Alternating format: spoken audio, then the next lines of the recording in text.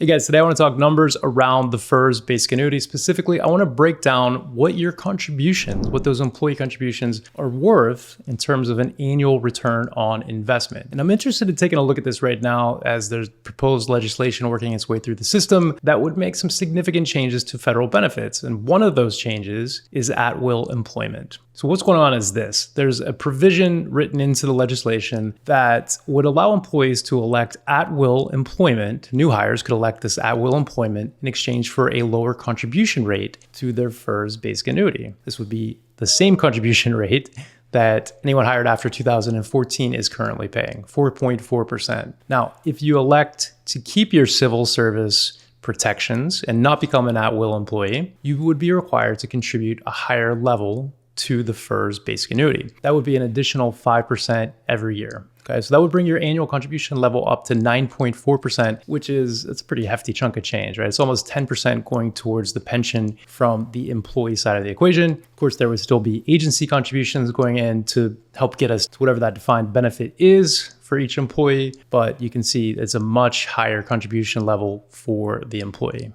So in this example, I want to take a look at a couple different scenarios. And I'm going to use a new hire, just a simplified hypothetical example of a new hire making $100,000 a year. Call it whatever step and grade you want. I'm going to give them 2% pay raises every year. I'm going to say they're going to work for 25 years. Okay, this will give us some context around what those contributions are worth in terms of an annual return on investment. But keep in mind, your figures are probably going to be different, right? Because it depends on if there's grade and step increases, how much your income jumps around during the course of this. So first things first, in my example, I gave you $100,000 starting salary, 2% pay raises, 25-year career. I'm going to take a look at this employee contributing as a legacy employee. So currently legacy, anyone hired before 2013 contributes 0.8% on an annual basis for the pension. The agency makes up the difference. I'm going to take a look at it from an employee that was hired after 2014, currently contributing 4.4% annually. And lastly, I'm going to take a look at a new hire that would be required to contribute 9.4% on an annual basis. My first step is to actually figure out what the pension is going to be worth in the future. So after that 25-year career, their high three, and we're still going to use the high three in this example, would be $157,710.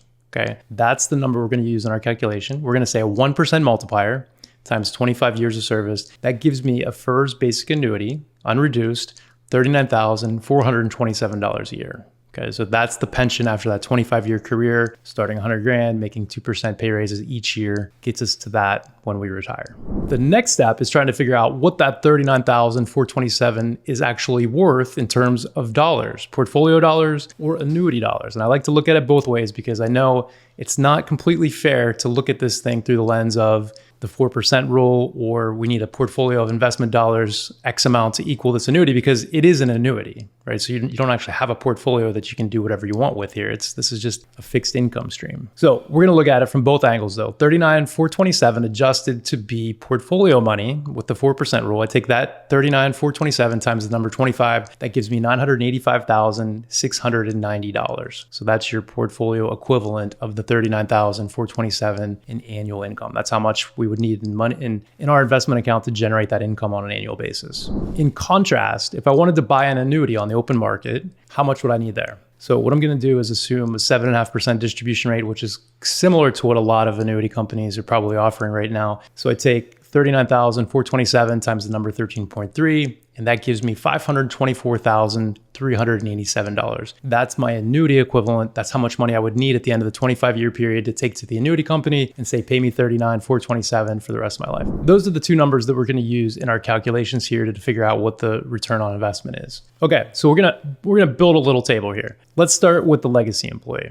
So over that 25-year period, if you contribute 0.8% every year of your salary, you would contribute $25,624 over that 25-year career. So that's pretty nice. That's about $1,000 a year you're contributing. The agency is making up the difference. In this example, your return on investment for those annuity dollars, $524,000 and change, would be 20.29% a year. So that's a great return on investment, right? Over 20%. That's really, really hard, if not impossible to match. On the portfolio dollars, it's even higher. It bumps up to 24.1% to match 985, 690 at the end of that 25-year time period with those cash flows going in each year.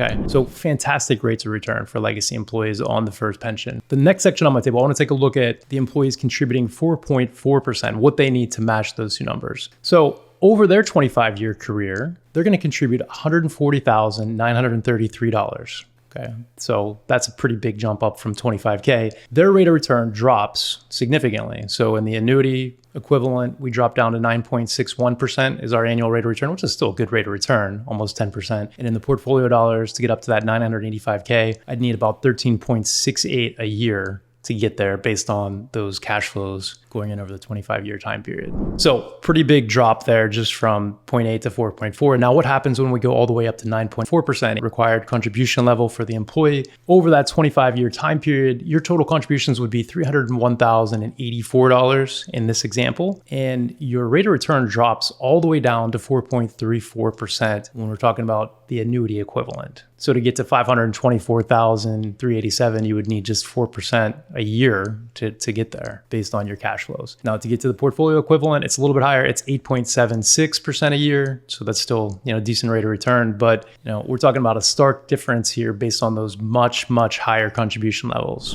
Hopefully that gives you a little perspective. Keep in mind, this is a hypothetical example. The numbers are going to be different than this in each situation, but this gives us some context on what those contributions might be worth. And like I mentioned in the past, I love running these numbers because we always look at it. So does it make sense to go private industry, stay in the federal government? What does the future hold for federal employment? If this benefit becomes that much less attractive and you're only getting a 4% rate of return for 10% of your salary, if this becomes the case, you got to consider the bigger picture here. Think about what makes the most sense when you kind of weigh all the benefits, what all the numbers look like. This could make federal employment much less attractive for many folks in the future. And if we're trying to attract, top talent, great people, which is what we want to continue to do, might get that much more difficult. So just some thoughts there for you. I hope you found some value here. If you have, share with a colleague, a friend, and give us a like and subscribe, and we'll see you next time.